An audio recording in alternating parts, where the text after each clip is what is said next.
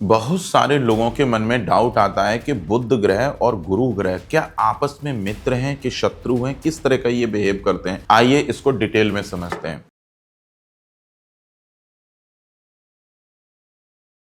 Hello friends, मैं Somi Singh, founder of Kyara astro ABC. देखिए, बुध ग्रह बुद्धि का कारक ग्रह माना जाता है, ठीक है, और गुरु जो है ज्ञान के कारक है। अब ये दोनों ग्रह कभी भी एक दूसरे के शत्रु नहीं हो सकते हैं। उसका एक रीजन है। बुध ग्रह क्या है कि बुद्धि का कारक है, ठीक है, और गुरु ज्ञान का कारक है, और बुद्धि के बिना ज्ञान अर्जित हो नहीं सकता है। तो जिस इंसान के पास बुद्धि नहीं है, उसके दिमाग के अंदर में ज्ञान अर्जित हो ही नहीं पाएगा। तो ये दोनों प्लेनेट एक दूसरे पर डिपेंडेंसी क्रिएट करते हैं, ठीक है। तो ऐसे केस में क्या होता है कि बुध ग्रह और गुरु ग्रह एक दूसरे के पूरक माने जाते हैं, क्योंकि ये एक दूसरे के बिना अधूरे हैं। और गुरु जिसके पास में ज्ञान है, जैसे मान लीजिए किसी के पास में ज्ञान है, तो ज्ञान के बिना बुद्धि किसी काम की नहीं है, ठीक है। तो इसीलिए ये पैटर्न ऐसा चलता है कि ये दोनों एक दूसरे के पूरक हो जाते हैं। एक दूसरे के बिना ये दोनों चीजें अधूरी चलती हैं। इसीलिए हम अगर इन दोनों प्लेनेट को एक दूसरे का शत्रु बना देंगे तो कोई भी इंसान अपने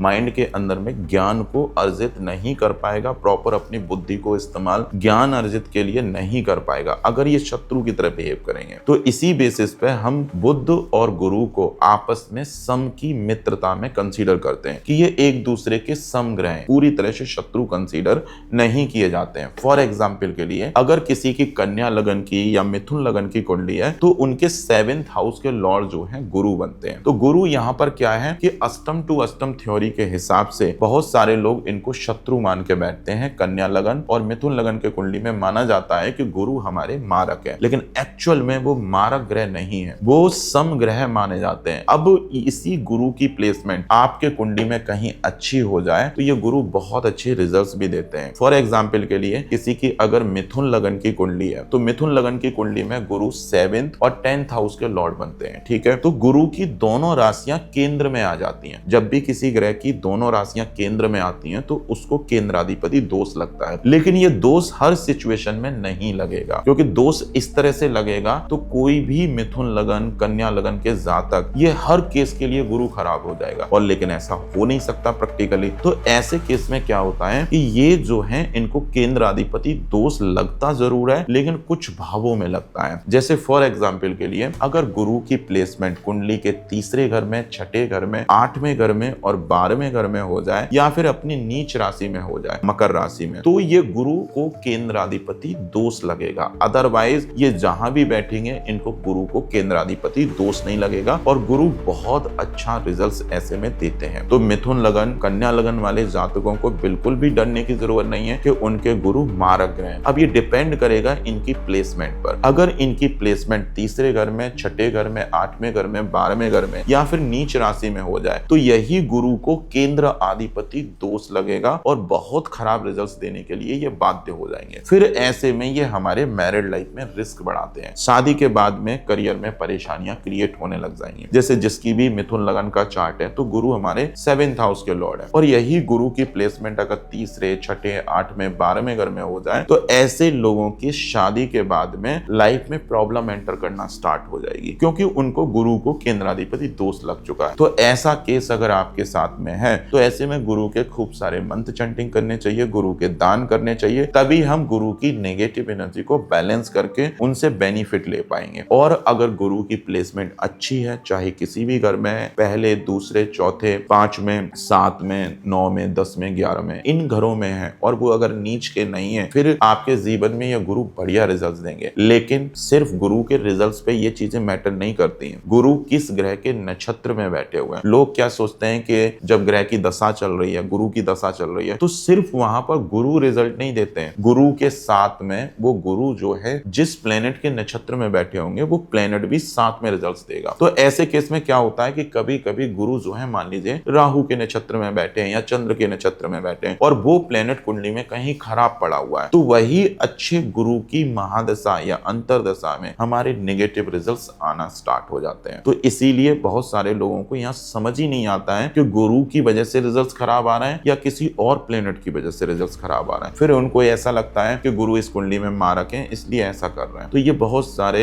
मिसकंसेप्शन लोगों में बने हुए हैं, उनको पता नहीं है कि किस तरह से प्रॉपर रिजल्ट्स आते हैं, किस तरह से एनालिसिस किया जाता है। इस तरह के ये बहुत सारे उनके मन में डाउट छूटते हैं। तो इस तरह का अगर कोई भी केस है आपके चार्ट में, तो पहली बात ये समझ लीजिए कि जितने भी मिथुन लगन, कन्या लगन, धनु लगन और ये हमारी मीन लगन, जितनी भी ये 4 लगन की कुंडलियां हैं, इसमें गुरु और बुध कभी भी आपस में शत्रु नहीं बनेंगे। ये एक दूसरे के समग्रह बनते हैं और इनकी प्लेसमेंट डिसाइड करती है कि वो अपनी प्लेसमेंट के अकॉर्डिंग वो हमारा केंद्राधिपति दोष लगेगा या नहीं लगेगा। ठीक है, आई होप यहाँ पे चीजें आपको समझ में आई होंगी और बुध और गुरु आपस में समग्रह क्यों होते हैं ये भी आपको अच्छे से समझ में आया होगा। अब मुझे इजाजत दीजिए, धन्यवाद।